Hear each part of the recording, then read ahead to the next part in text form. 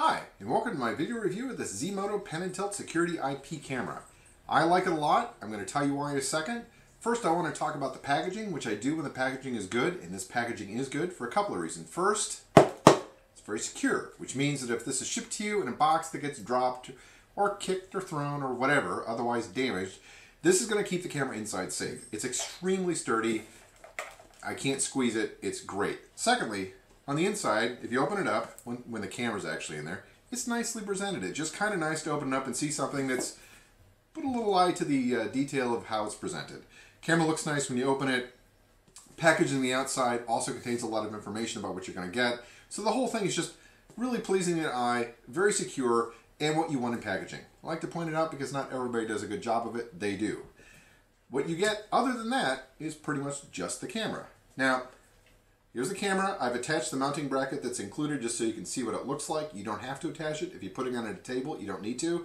This is for wall mounting. It attaches with 2 provided screws. There's also provided hardware to enable you to put it on the wall, everything you need. So if you're going to mount it on the wall, you get this bracket.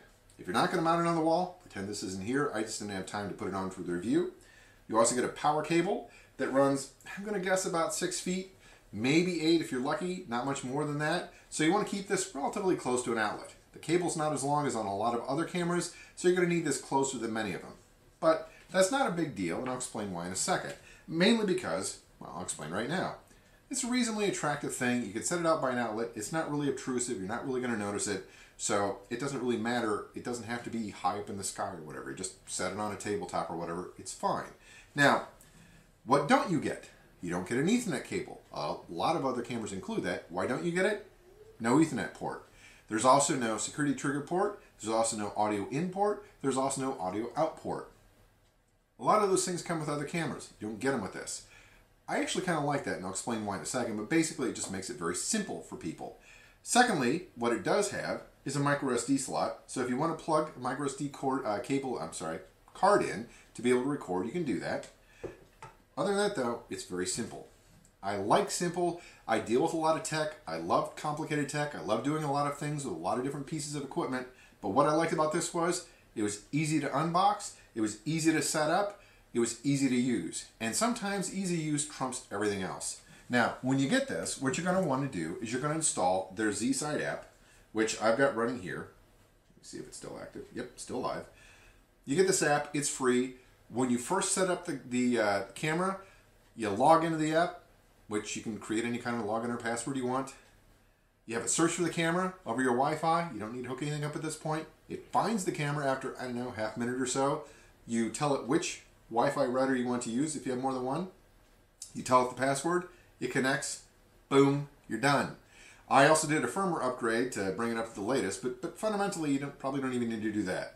It walks you right through everything you need to do. Much simpler than almost any other security camera I've seen. So if you're getting this for somebody who's not all that technical, or if you yourself are not all that technical, or if you're just tired of being technical, it's a great camera for that purpose. Here's the app you get. As you see, I mean, if you put it on, it works on Android, it works on iOS.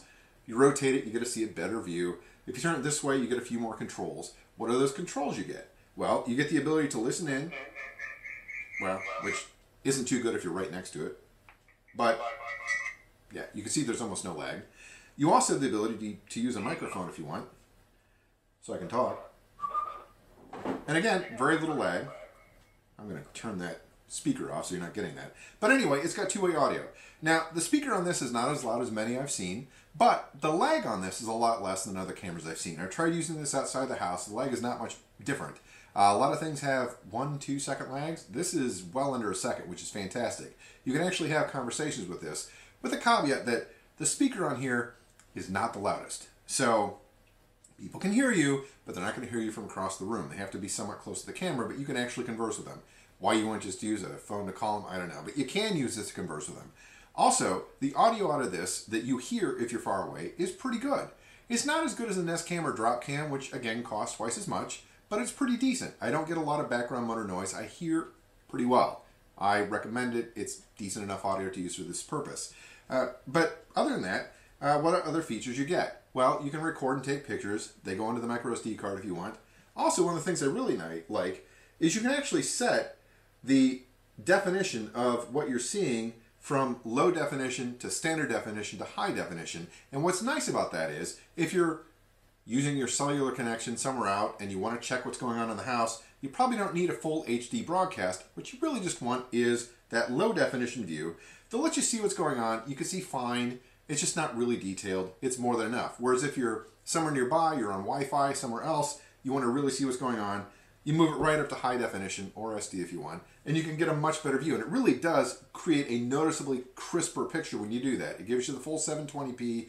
I know 1080 or better is what people might think they need, but really 720 on almost any device looks about the same. It takes a lot less storage space if you want to record it. Once you've got that app up, you can, as you can see, use it to move around.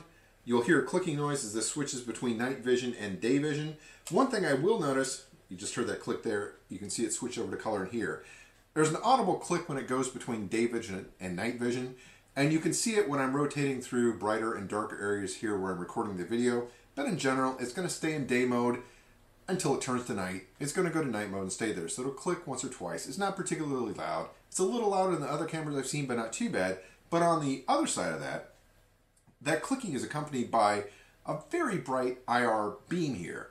This actually lights up the dark area better than any other camera I've got, possibly even better than the drop cams that I've got, which are actually pretty good. It shines a beacon into that. So if you put this someplace and it gets dark at night, you can see very far with the beam that this casts. And I really like that. So, all in all, what do you get? For a little under $100, you get a camera that does not have Ethernet. And you get a camera that you know, pretty much is fairly simple in what it does. But I think that's actually a big plus. It has enough resolution to get you what you want when you really want it. It has easily selectable different resolutions, so if you're on cellular and far away, you're not eating a lot of your data plan. It is unobtrusive looking. When it moves around, it doesn't actually even look that different as it moves. It's relatively quiet as it moves. Easily mountable if you needed to, but you can probably just set it on a tabletop. And generally, this is the camera I recommend to people if they want something easy. It's simple to put together, no cables other than the power cable required, works on multiple devices, iOS, Android, whatever, and as long as you've got a router at hand, this Z-Moto is definitely a camera I'd recommend looking at. You can get better resolution, you can get Ethernet, you can get better features, but you're going to pay more for those or you're going to lose somewhere else.